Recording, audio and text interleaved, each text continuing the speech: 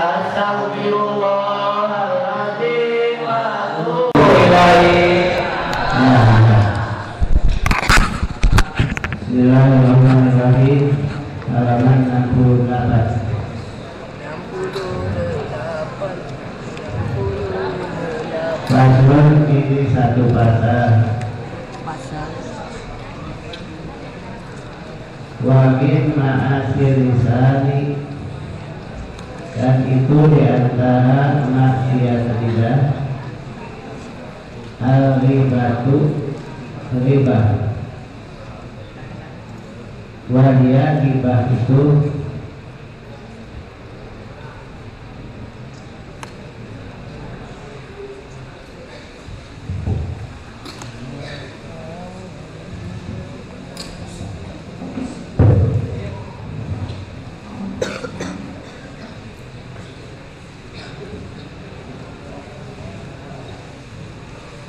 yaitu al-ghibatu ghibah.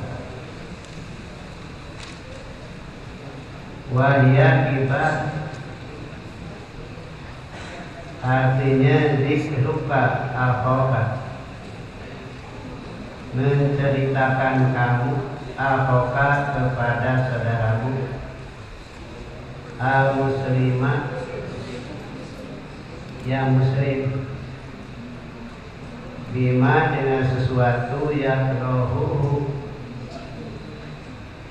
membenci itu muslim hu kepada itu mah, atau bahasa bebasnya yang dibenci oleh muslim. Baik karena dan walaupun ada itu mah fihi itu muslim. Wal namimah, kedua namimah, yaitu mengadu domba. Itu sudah jadi istilah kita, tidak menyebut ngadu domba dan sapi. Sudah jadi bahasa Indonesia mengadu domba, ngadu-ngadu. Wahia an-namimah adalah naklul qaul, memindahkan omongan, bahasa kerennya mentransfer omongan, lil ifsad, untuk merusak, wa tahris, dan untuk mengadu-ngadu. Min ghairi naklil qaul, tanpa memindahkan kata-kata. Walau baina bahaim, walaupun di antara binatang. Wal kalibu, dan yang ketiga adalah dusta. Wahwa dusta adalah al-kalam, omongan, perkataan, bi khilafil waqi, yang beda dengan kenyataan, lain yang diomongkan, lain fakta. Wa yaminul kadhibah, dan sumpah palsu. Wa al-fadul qadar, dan mengucapkan kata-kata tuduhan zina. Jadi artinya kita menuduh dengan kata-kata bahwa seseorang itu melakukan zina.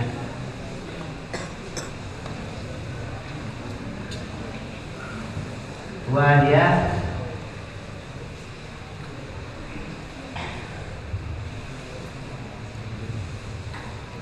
wahia, dan lapat tuduhan itu kathiratun, banyak. Di antaranya ada yang bersifat terang-terangan, ada lagi kinayah ataupun ta'rif, disindiran. Kalau kinayah dan kata-kata lain, tapi arahnya kepada tuduhan. Kalau tahrif adalah nyindiran kata-kata yang disampaikan untuk seseorang bahwa seseorang itu berbuat zina. Liman bagi orang musibah yang dinisbatkan, liman kepada orang tun sapu ya, dan musibah.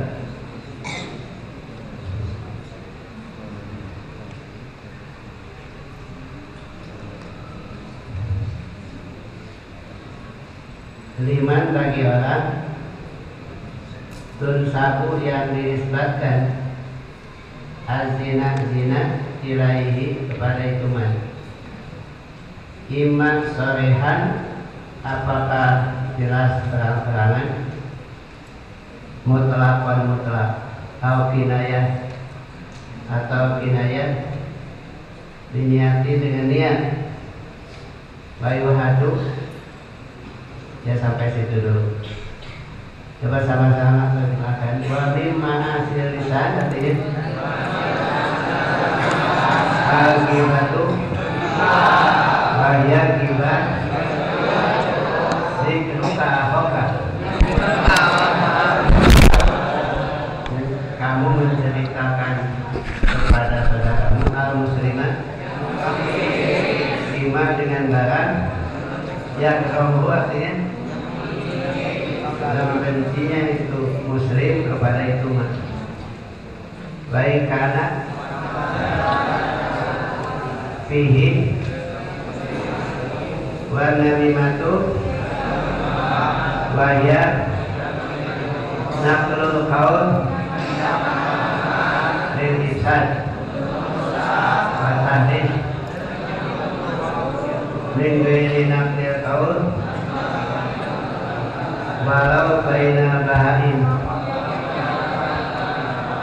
walau kali itu dua kali itu al-kalamu dihilafil waqi,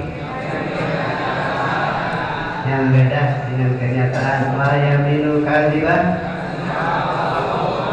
wa fadlu qadar wa hiya kabiratun.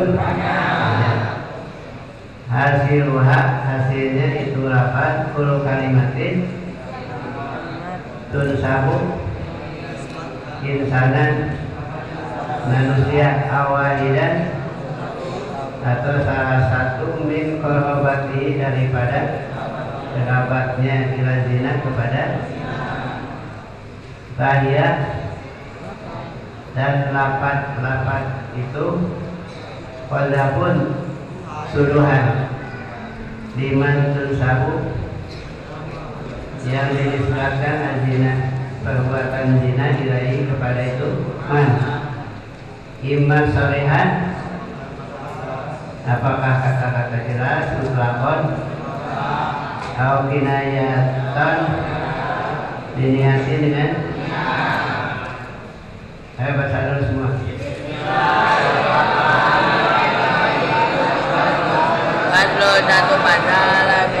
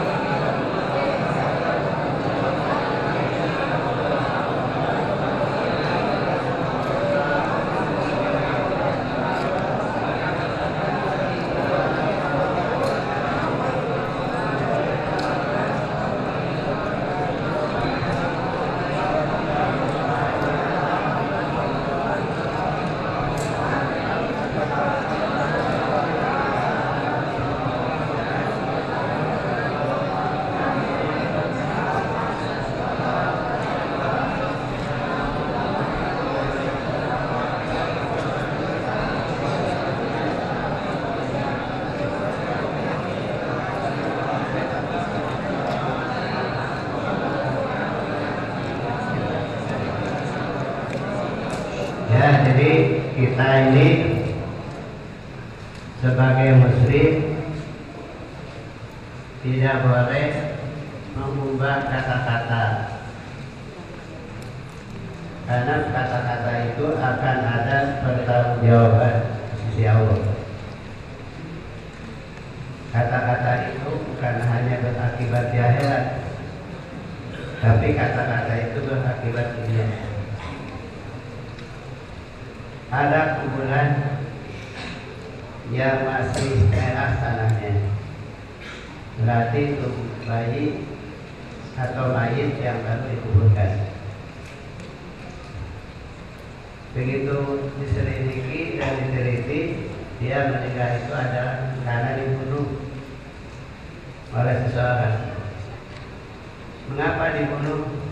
Karena dia mengatakan sesuatu yang tidak menyenangkan kepada orang lain. Makanya kata-kata itu lebih tajam daripada pedang. Kenapa? Karena ujung dari perkataan itu terjadinya pembunuhan.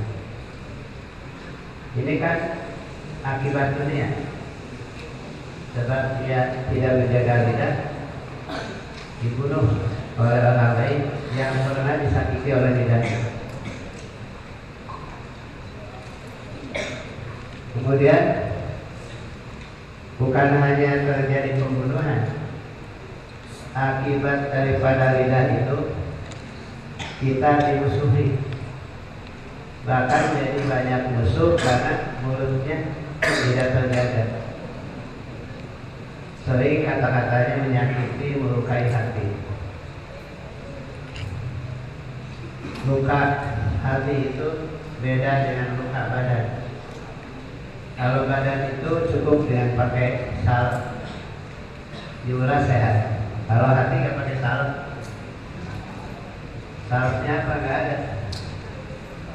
Makanya orang itu kalau kata-katanya menyakiti orang sampai pecah hati. Pecah hati lebih sulit daripada pecahnya kaca. Kalau kaca itu pecah bisa ditambal. Kalau hati tidak ada obat. Oleh karena itu di dalam hadis Rasulullah sudah mengatakan, "Fayaqul khairan aw liyasmut." Berkatalah kamu dengan baik atau diam. Bahkan Nabi itu mengaitkan omongan dengan iman. Kalau iman, jaga lidah. Kalau tidak bisa menjaga lidah, berarti tidak sempurna imannya.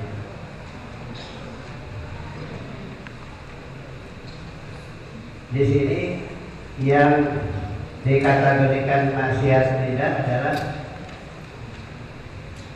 ghibah. Ghibah itu ada kaitan dengan gobah. Gobah itu ghaib.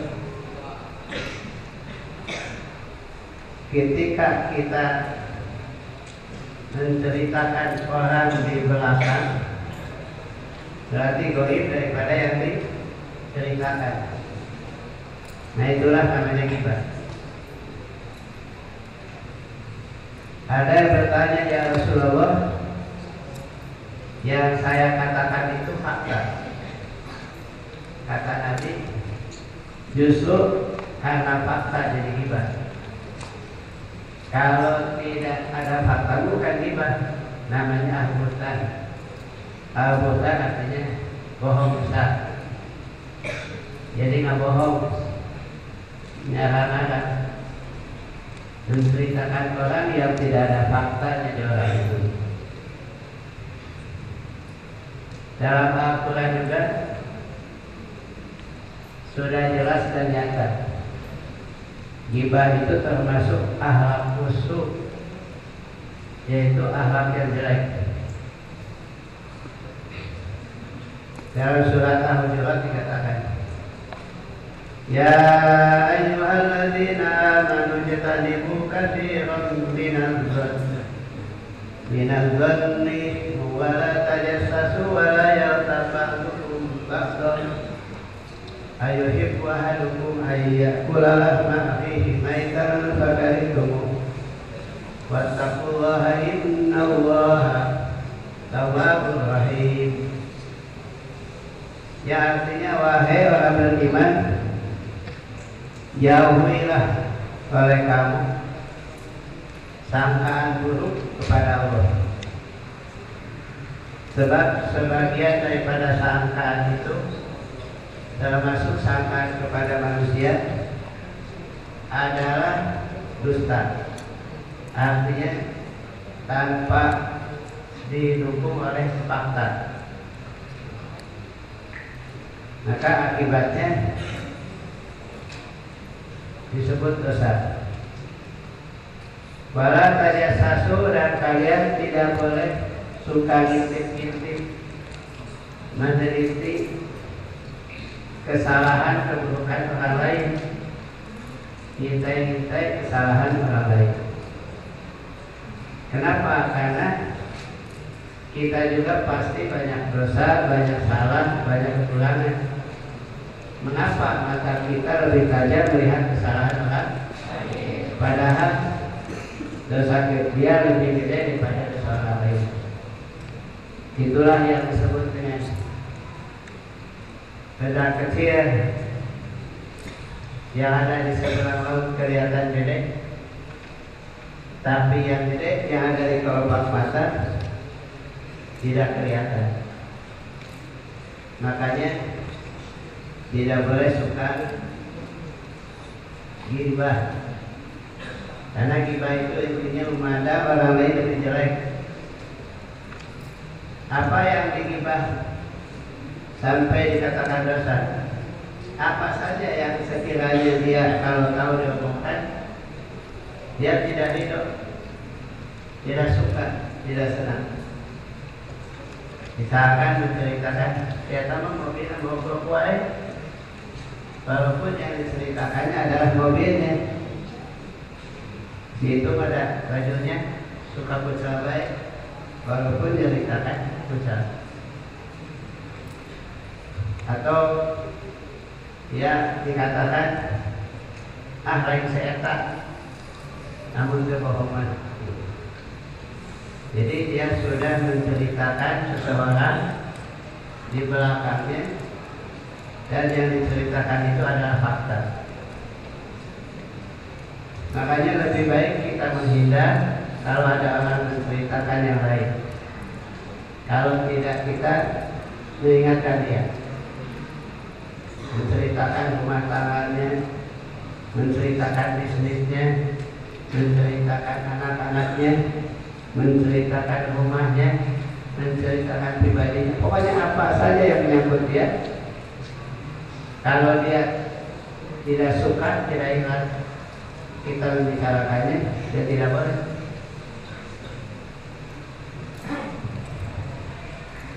Ini ada cerita sedikit. Cerita ini ada di kitab Al-Mu'awalah. Seseorang itu ngirim makanan sebagai hadiah, maka dia menyuruh kepada pembantunya untuk diberikan. Yang dikirim makanan itu kaget, ini dalam rangka apa? Dalam rangka syukuran kepada Allah. Syukuran apa? Syukuran Tuhan sudah menceritakan saya di belakang. Kenapa jadi syukuran? Karena setiap orang menceritakan orang lain sama dengan mengambil keburukan orang lain ke tangan kita. Siapa yang tidak senang dosanya ambil terus, nantinya jadi bebas bersih. Maka dia bersyukur. Kalau dalam ayat mah, orang yang menceritakan orang lain itu ibarat memakan daging saudaranya. Ayuhibbu ahadukum ayyakula lahma akhihi. Apakah kita suka kalau makan daging saudaranya? Jawabannya makan ketemu tentu tidak akan suka. Makanya kita tidak boleh makan daging sementara kita semua menyebutkan tidak makan, padahal makan terus. Yaitu daging saudaranya kita makan dengan cara menggibahnya, gitu ya. Yang kedua yang termasuk maksiat lidah adalah an-namimah.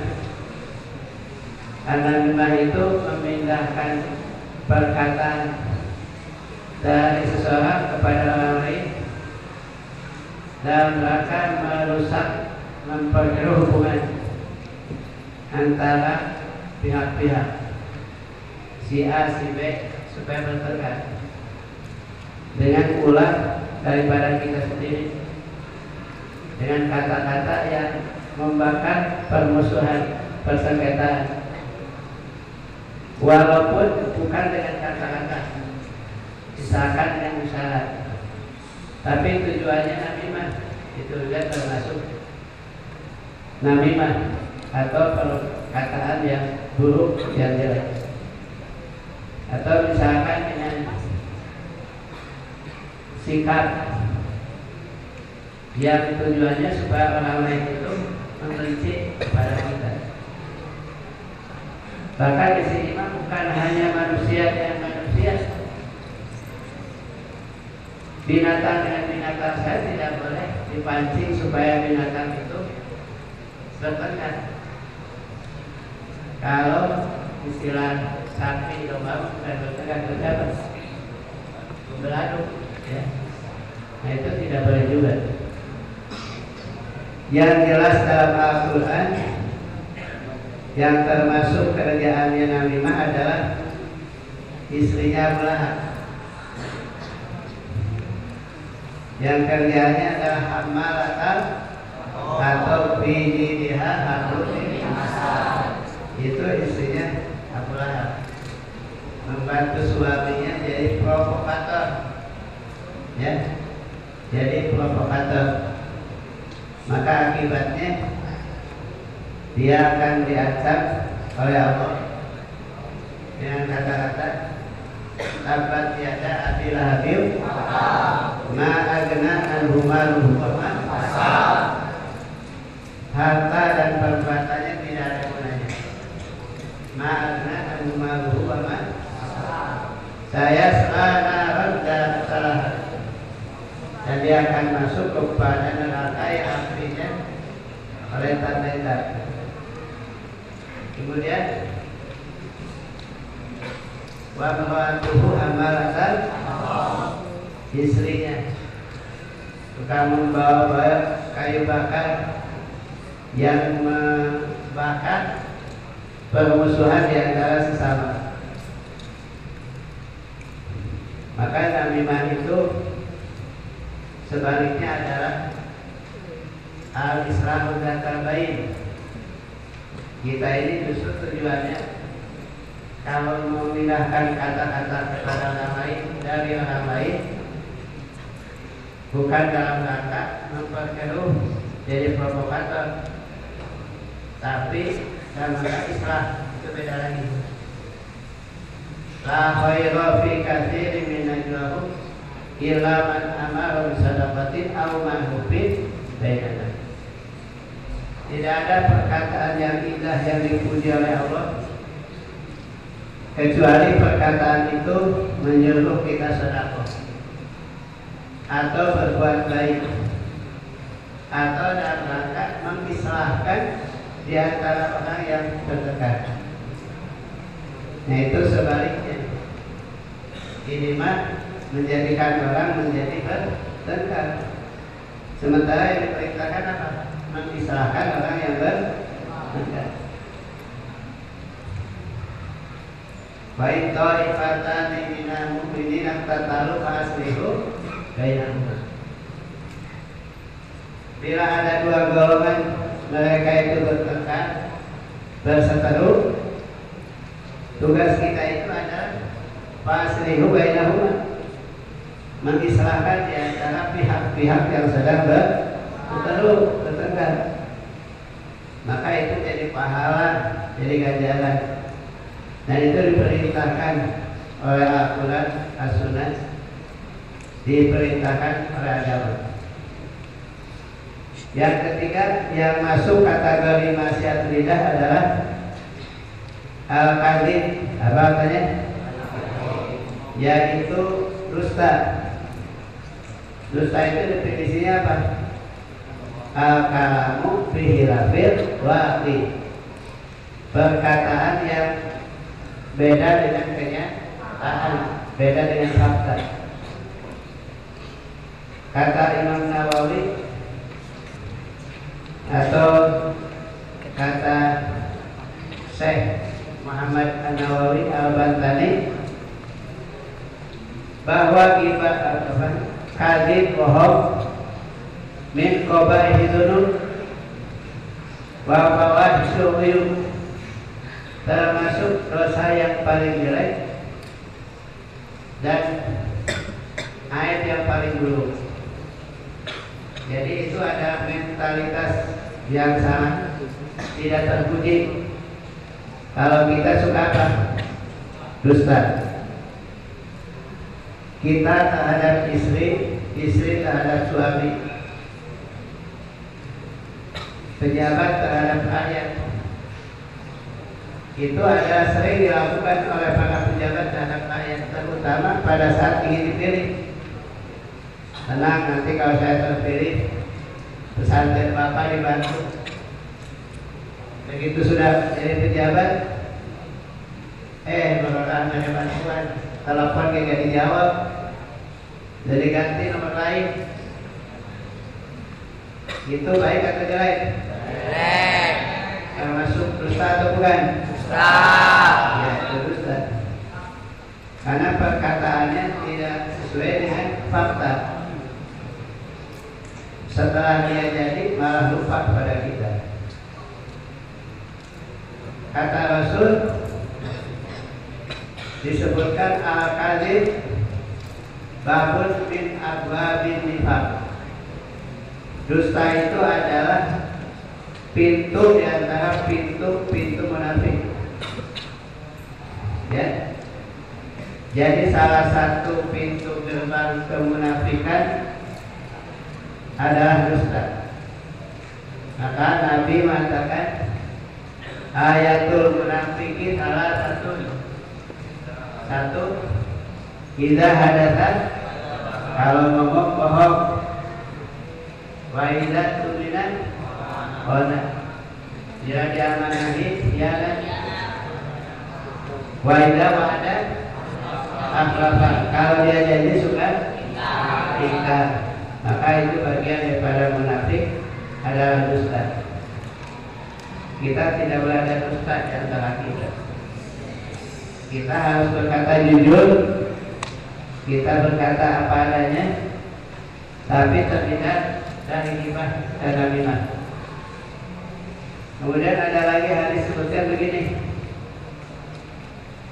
Qala sallallahu alaihi wasallam al-kadzibu yang kusur rizqo, dusta itu mengurangi rezeki.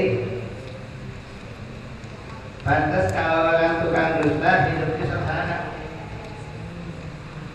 Perhatikan, kalau orang dusta hidupnya sederhana, mempersempit dunia yang begitu luas. Dunia ini luas tapi jadi sempit baginya, karena dia tukang dusta. Tidak bisa melangkah kemanapun, karena hidupku dosa kesalahan. Perempuan tidak akan kita kalau dia suka dusta. Laki-laki tidak akan diterima kalau laki-laki itu kan dusta. Kemudian pada diri kita ini, kalau ingin berkah rezekinya, mudah usahanya, tidak boleh membiasakan terhadap dusta. Qala Ali radhiyallahu anhu, azamu khataya indahu alisanul kadzub Kata Sayyidina Ali, sebesar-besar kesalahan di sisi Allah adalah lidah yang suka dusta. Rasulullah juga dalam doanya pernah berdoa begini, Allahumma ayo Allahumma tahhir qalbi minan nifaq wa farji minan zina wa lisani minal kadzib. Jadi artinya ya Allah, bersihkan hati saya dari munafik, bersihkan farji saya minaz zina, daripada zina, walisani, dan lidah saya minal kadzib, daripada bohong. Kata Imam Ghazali bahwa al-kadzib kulluhu ithmun, dusta itu semuanya dosa. Dusta itu semuanya adalah dosa, kecuali ila ma'nafabihi musliman awdafabihi andaini, kecuali kalau bohong itu dalam rangka memberi manfaat pada orang muslim atau menolak daripada orang yang menagih. Sabab saya tak nagih ka urang, lamun dibejakeun urang aya di imah dikadek saya. Begitu nanyakeun, "Bu, ada bapak aya?" "Da aya." "Nanti anjing sakuli." Padahal aya salakina di imah, tapi dibejakeun tidak ada. Boleh tidak begitu? Boleh, karena untuk menjaga keselamatan jiwa. Makanya kita ini harus sadar. Jika budak lamun ayah saya mah bejakeun bapak ulun. Kemudian si kolotnya ngomong ayah saya mah udah bejakeun bapak ayah. Terus ayah saya masih datang.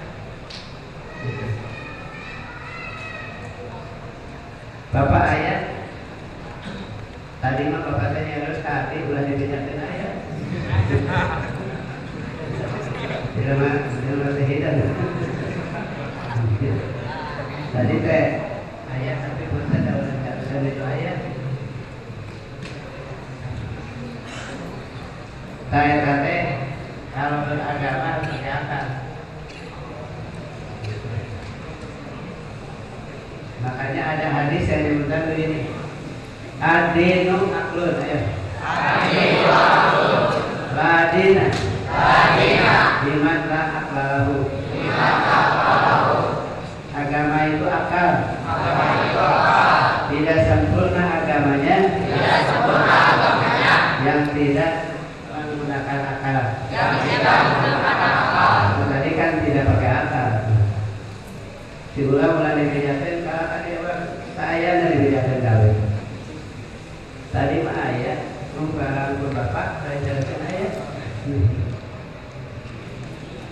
Kita teh tanya kolak, tanya klik, tanya kolak ke.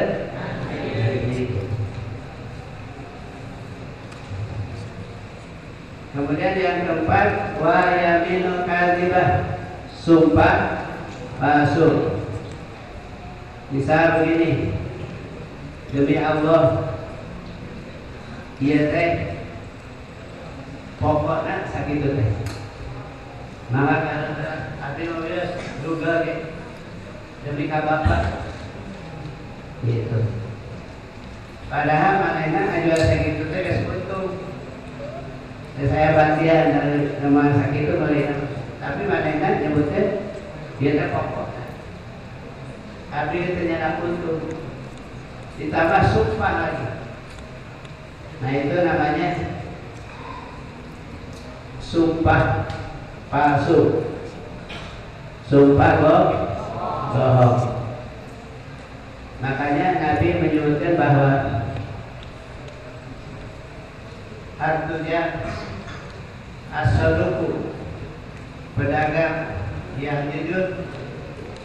ma'al anbiya, akan bersama para nabi dalam surga. Kenapa? Karena susahnya mencari orang yang dagangnya jujur. Jadi pemborong, misalkan ngaborong jalan, kuduna 5 cm, dipasangkan 3 cm, 2 cm kali 1000 meter, jadi berat, dikalikan dengan duit. Untung secara duit, untung secara material, tapi tidak akan ada barokah, bahkan jadi azab. Kenapa? Ngambil duit untung, tapi dengan cara apa? Cara menipu, mengurangi, dan lain sebagainya. Maka oleh karena itu, kita kalau dagang bicaralah yang jujur. Bangunan semennya 1/4, 1 semen 4 wadah pasir. Tapi yang terjadi 10 pasir 1 sak semen. Akhirnya apa? Bangunan tidak kuat lama. Begitu ditanya, demi Allah, malah pakai Rasulullah, demi Rasulullah, demi langit bumi. Saya kita telah mengambil dusta. Nah, itu adalah tidak tahu agama sama sekali. Kalau dagang itu apalagi pakai sumpah, tidak pakai sumpah juga kalau isinya dusta, ya jadi neraka. Alaiha malaikatun idza qila la ya'sunallaha ma amaru fayaf'aluna ma yu'maru. Nanti neraka itu akan dijaga oleh malaikat. Bahkan disebut ketewa puluhan nas wal rijal. Wi'dat lil kafirin. Akan dibantu nyalanya neraka itu dengan kayu-kayu dan batu-batu. Yang tiada lain adalah kita sendiri yang menjadi kayunya dalam neraka itu. Yang pertama, panasnya melebihi daripada panas api neraka yang lain. Karena neraka itu kan macam-macam. Oleh karena itu tidak boleh ada sumpah palsu. Kalau sumpah ya boleh, tapi nanti harus kifarat. Kalau kita ternyata sumpahnya adalah palsu, harus kifarat. Kemudian yang kelima ya, satu maksiat tidaknya adalah ghibah. Kedua an-namimah.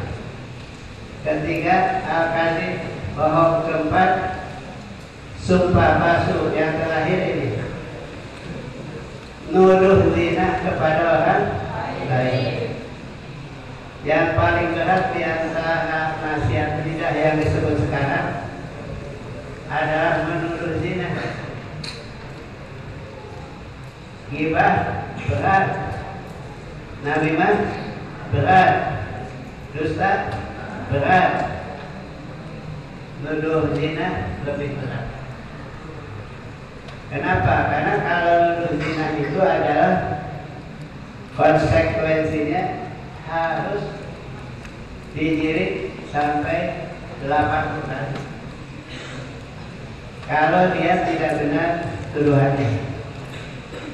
Kalau nuduh zina itu harus ada saksi 4. Dan saksi itu bukan pecet, bukan senang, bukan meja, tapi dia langsung melihatnya sendiri. Itu boleh kita menuduh zina. Dan bukan kita saja, harus ada orang lain yang sama yang kita melihat dia zina dengan mata kepala sendiri. Bahkan ada ulama yang menyebutkan kalau nuduh zina itu harus seperti memasukkan golok ke selangkannya. terkatingali seperti kalau masuk ke neraka ulah disebutkan zina. Apalagi dia baru masuk ke rumah, belum tentu masuk ke rumah dia zina. Paling dia ngobrol, paling nyawa pandangan, nyawa pandangan bukan zina. Ya, memang badan kita bisa zina. Mata zinahnya melihat, telinga zinahnya mendengar, mulut zinahnya berbicara, tangan zinahnya nyolok.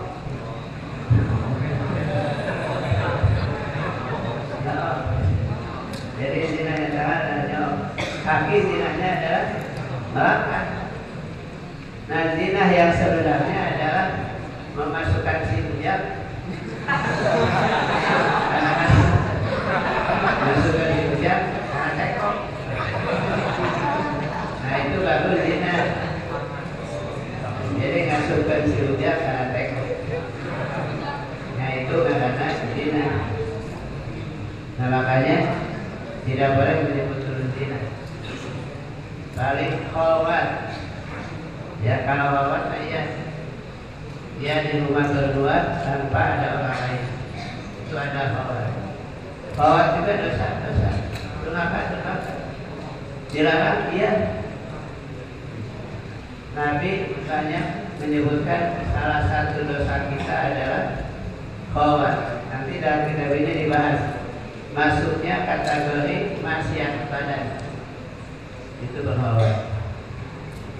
Nah, kita lanjutkan lagi tentang bagaimana hukumannya kalau kita nuduh zina tanpa fakta, tanpa saksi, tanpa kenyataan. Itu ada hukumannya, ya. Wallahu